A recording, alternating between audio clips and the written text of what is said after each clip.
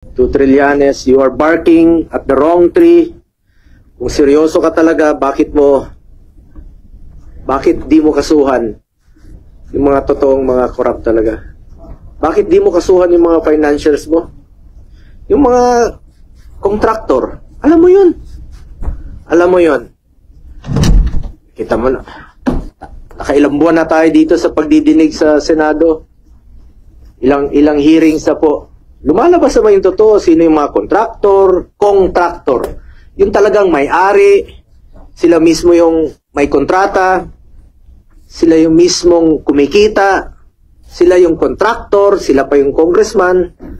Sila yung habulin mo, Trillanes. Ayaw mong habulin dahil financer mo nga. Tama yung sinabi ni Senator Bato noon na may mga financer ka. Baka nga yung ginamit mong pondong yon nanggaling pa sa flood control. We have been expecting this complaint, and now we are in the proper forum to prove the baselessness of his allegations. I now have the opportunity to answer him point by point before the Ombudsman and not on media anymore. I will cooperate with the investigation and abide by its legal processes. The truth will be revealed and believe that justice and fairness shall prevail. I hope that the Ombudsman will be fair. Ulitin ko lang po, I am one with the Filipinos. I am one with the Filipinos in this crusade against corruption. Kasama niyo po ako. Labanan po natin ang korupsyon. Ikulong po ang mga kurakot at mga magnanakaw. Ikulong na ang mga buhaya, kasuhan, at ikulong na ang mga buhaya at mga mastermind. Huwag pong ilihis yung issue dito. Tumbukin po yung dapat tumbukin. Napapansin ko parang naiba na po ang narrative. Parang meron ng script, no? Na sinusunod o playbook. As a Filipino, I am urging the ICI, the Ombudsman, and the DPWH to seek the truth. Tumbukin lang po yung katotohanan. Maniwala kayo o sa hindi, pag nagkamali kayo dyan, mas gugulo po ang bayan. Magulo na po ngayon, mas gugulo po ang bayan. Magagalit po ang tao niyan, magulo talaga ito. Pakiusap ko lang po muli, tumbukin lang po yung katotohanan. Seek the truth, not the script, if there's any. Ito ay isa po itong diversionary tactic para ilihis ang atensyon ng taong bayan sa tunay na mga issue. Klaro naman eh. Kahapon nga lang, nabanggit ni former Governor Chavit Singson, another diversionary tactic. Ang talamak po ngayon na korupsyon, talamak ang korupsyon ngayon sa kasalukuyang gobyerno. At ang dapat talagang panagutin, ang totoong issue. Ano bang totoong issue ngayon? Diba ang flood control scandal? Mga ghost projects, mga anomalous projects, mga substandard projects. Yun naman po ang issue ngayon eh. Huwag tayong lumihis sa katotohanan. Napapansin ko talagang merong gumugulo eh. Merong nasa likod nito na ginugulo lang po yung katotohanan. But I am one with the Filipinos in this crusade and fight against corruption. Kasama niyo po ako dito. Labanan po natin ito. Kulong po natin ang mga kurakot at mga magnanakaw. Sa kanina naman po, sa final sa amin, ni dating Pangulong Duterte at sa kapamilya ko, to Trillanes, you are barking at the wrong tree. Kung seryoso ka talaga, bakit di mo kasuhan yung mga totoong mga corrupt talaga? Bakit di mo kasuhan yung mga financials mo? Yung mga contractor, alam mo yun. Alam mo yun. Kita mo na. Nakailang buwan na tayo dito sa pagdidinig sa Senado. Ilang hearings na po. Lumalabas naman yung totoo, sino yung mga contractor. Yung talagang may-ari, sila mismo yung may kontrata, sila yung mismong kumikita, sila yung contractor, sila pa yung congressman, sila yung habulin mo, Trillanes. Ayaw mong habulin dahil financer mo nga. Tama yung sinabi ni Senator Bato noon na may mga financer ka. Baka nga yung ginamit mong pondong yon nanggaling pa sa flood control. Yung pag-iimbestiga mo noon kay dating Pangulong Duterte, maaaring galing pa yun sa flood control. Huwag kang magmalinis dito. Huwag mong ilihis ang totoong issue. Dito lang tayo sa katotohanan. Seek the truth, not the script, not the playbook. Nasa na yung mga dapat kasuhan sa issue ng flood control? Nasa na? Bakit walang mga pinangalanan na malalaking tao? Yung mga buhaya. Ba't pilit yung pinagtatakpan? Yung totoong issue rito, flood control at ghost projects. Nasa na po? Kaya nakikiusap po ako sa ICI, sa Ombudsman, sa DPWH. Kasuhan niyo yung mga malalaking tao. Yung sangkot sa flood control. Yung sangkot dito sa mga ghost projects. Inaantay po ng tao.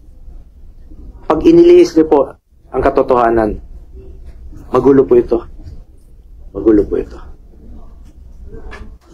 At isa po itong lumang tugtugin mula sa lumang script. Recycled na po yung mga issue. Pilit binubuhay para lang mapinturahan po ako ng maitim para siya po ang magmukhang maputi. My conscience is clear.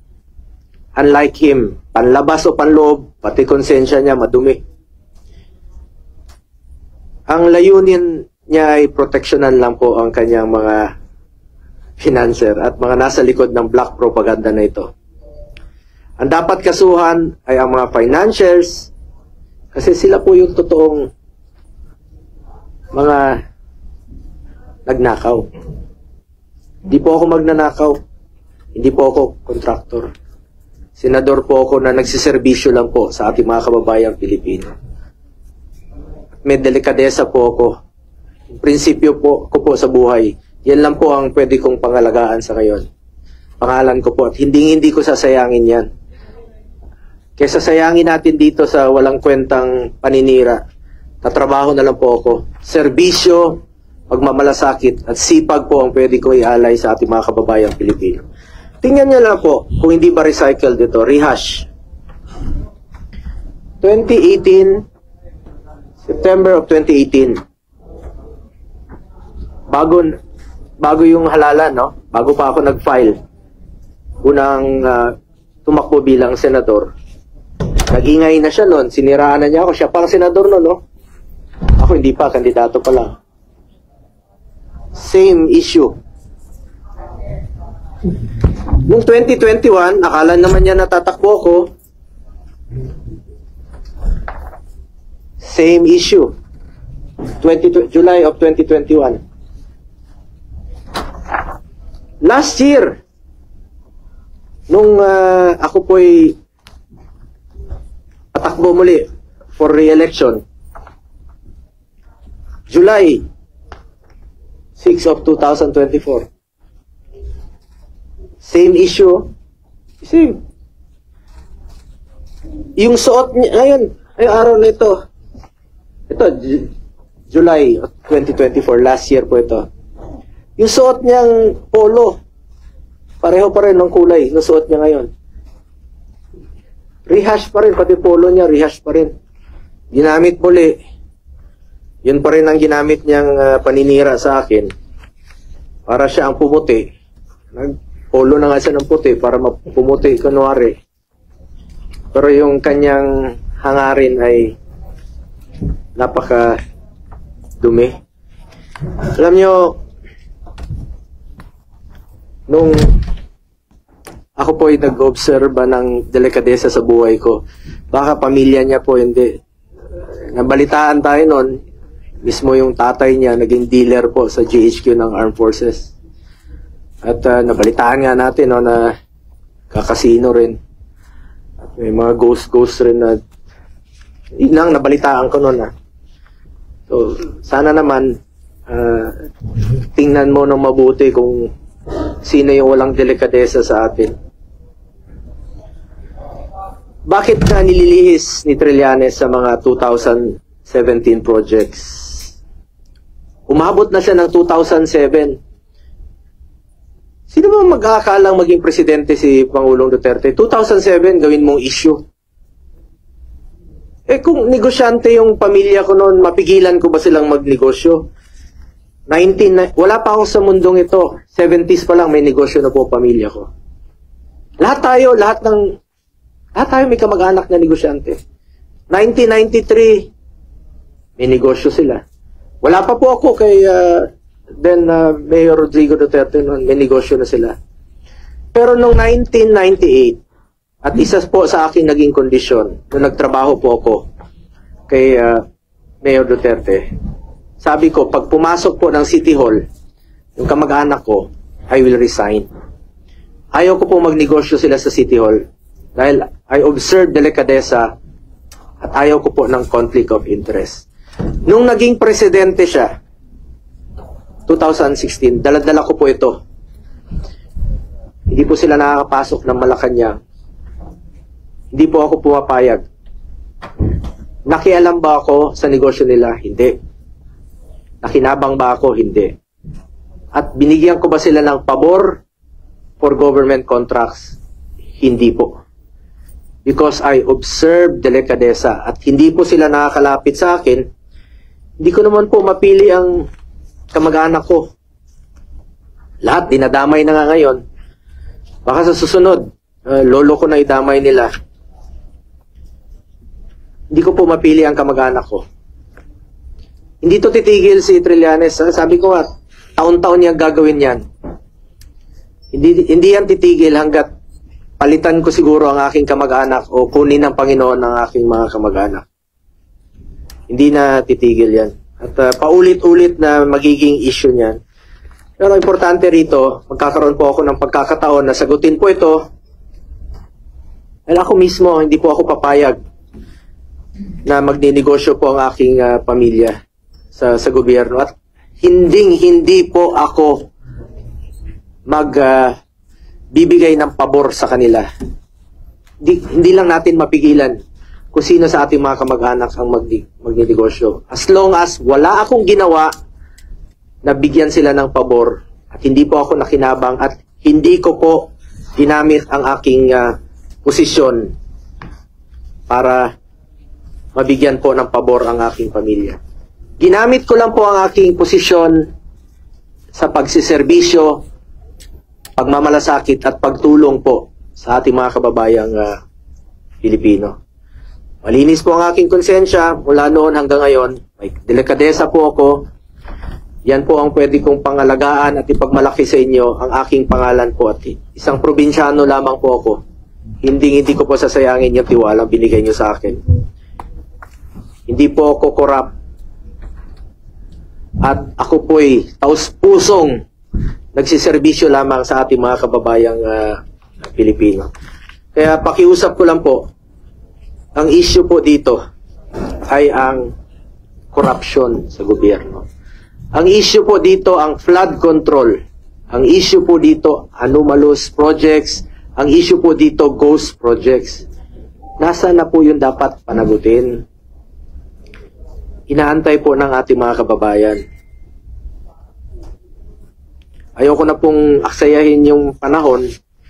Sayang yung oras natin dito. Sana makapagtrabaho na tayo. Mahalaga sa akin ang trabaho, ang serbisyo at ang kapakanan ng mga Pilipino.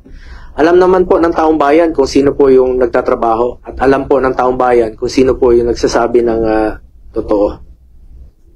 Ako, sipag, more serbisyo at malasakit ang pagtutuunan ko ng pansin. Simula noon hanggang ngayon, yan naman po ang aking ginagawa. At alam po ng Pilipino kung sino yung nagsiservisyo at nagtatrabaho. Nasa Pilipino na po yan kung kanino po kayo maniwala, nasa sa inyo na po yan. Mga kababayan ko, patuloy natin labanan ng korupsyon sa gobyerno. Please lang, labanan natin ang korupsyon sa gobyerno, labanan natin itong mga kalokohan, ikulong po ang mga korap, ikulong po ang mga magnanakaw. Huwag na pong ilihis ang issue. Kawawa yung Pilipino pag nililihis po ang issue. Umiikot-ikot na po tayo.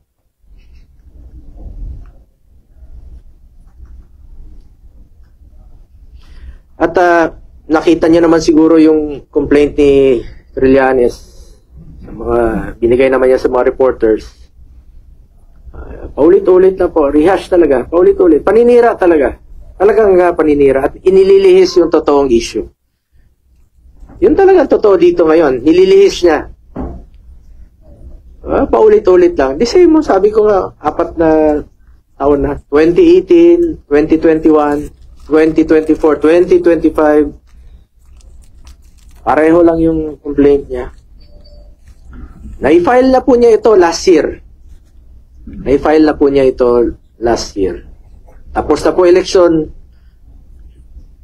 Nanalo na nga po ako, naging number 1 pa. Salamat at mas naniwala kayo sa akin kaysa kay Trillanes. Hindi ko po sasayangin yung tiwalang binigay niyo po sa akin.